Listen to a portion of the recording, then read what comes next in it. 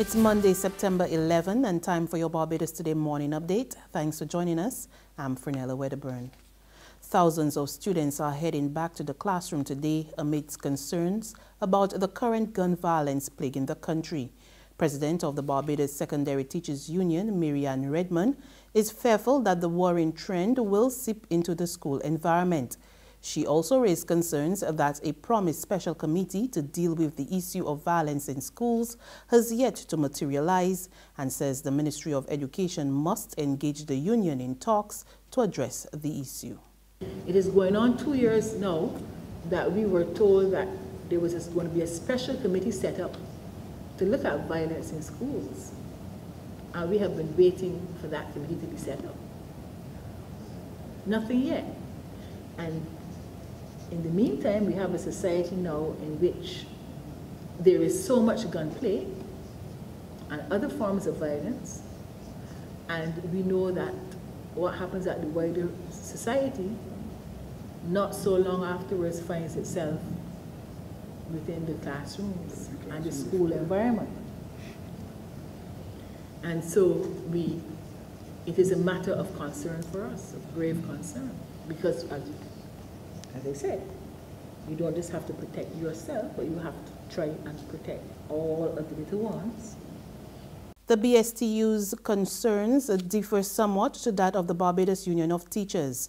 President Pedro Shepherd says his members are more so worried about the issue of discipline in schools. What is lacking in the schools seem to be breeding or putting out into society what we do not want. And the concern that members have certainly would be discipline and what approaches or what methodologies can be used, because we have been hearing over the last 8 or so years what not to do in terms of disciplining the children, but we have not been told by the ministry what we can do as teachers to discipline the children. And I believe that a lack of discipline being enforced in schools, and we have always preached, talked about the lack of religious and moral education being taught, or the level of it. Meantime, he says his members are ready for the new school term, despite reports that 3 more schools will not reopen their doors this morning. In other news, there is a call for Prime Minister Frondell Stewart to solve a long-standing problem at the Sanitation Service Authority or appoint a new Minister of the Environment. It's coming from Opposition Senator Wilfred Abrams, who says Dr. Dennis Lowe has failed the ministry for far too long. The Shadow Minister, in a statement over the weekend, said Dr. Lowe has run out of time to come clean on the arrangements between the SSA and private waste haulers with respect to garbage collection in Barbados. He claimed that the arrangement has been shrouded in secrecy from its inception, and householders should be told the status of the plan, which now seems to be on its deathbed. He added that the SSA had also been unable to field a full complement of trucks in recent times, despite assurances from the minister on numerous occasions that new trucks were being ordered. The annual Crop Over Festival will remain the responsibility of the National Cultural Foundation. Culture Minister Stephen Lashley made the comments at the awards ceremony for outstanding performers of this year's festival at the Hilton Hotel last night. I am indeed satisfied that we have been able, over the years, to build a mature and exciting crop over product. And I have to thank the National Culture Foundation and all of our stakeholders and sponsors for having successfully done so. I have heard at least one view that Crop Over has now outgrown the NCF, and that we should look at having another entity produce Crop Over. And I have differed from this perspective because it is clear to me that not only has the NCF done extremely well to build the festival, but the fact that Crop Over has grown over the years has not been by happenstance, but by careful strategic planning, particularly over the past years, 5 years, led by the NCF and our stakeholders. In sports, Trinbago Knight Riders are the 2017 champions of the Caribbean Premier League. They secured a 3-wicket win to defeat St. Kitts and Nevis Patriots to clinch the title for the second time in their franchise history.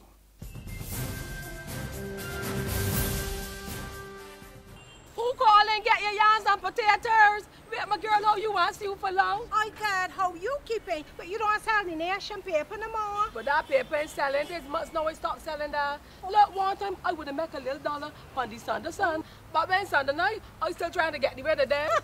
Well, you know you can't call that the Sunday sun no more. You're going to call that Sunset News.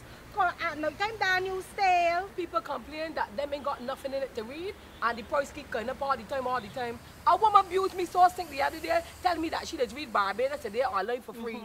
I can't take that abusing soul, so I switched to my potatoes and yams. Well, let me tell you, if pork selling, you got to raise pigs.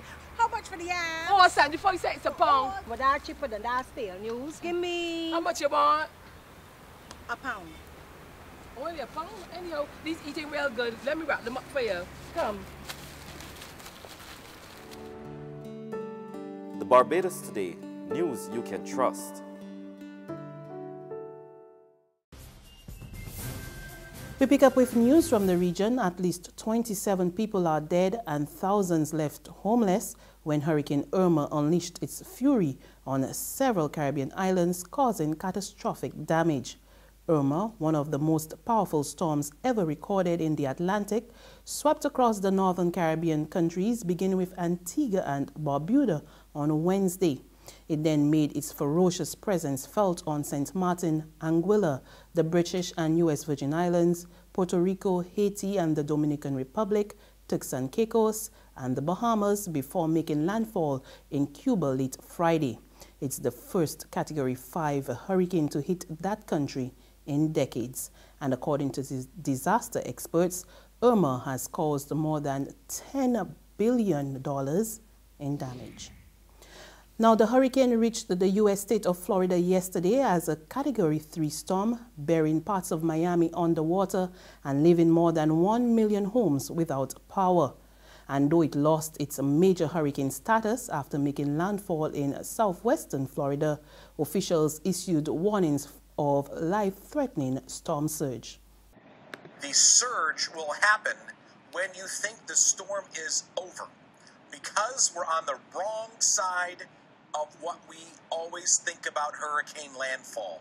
We're on the west side of an island or a peninsula, whatever. We're typically talking about an East Coast landfall, and the surge comes in with the eye. The eye is going to go by, suck out all the water, and then the wind is going to get calm, and then the wind is going to blow back here at 120 miles per hour. And when it blows back, it's going to blow back all of that water that's now just piling up offshore. It's called a very shallow area, kind of a shoal out there. There's a lot of sand.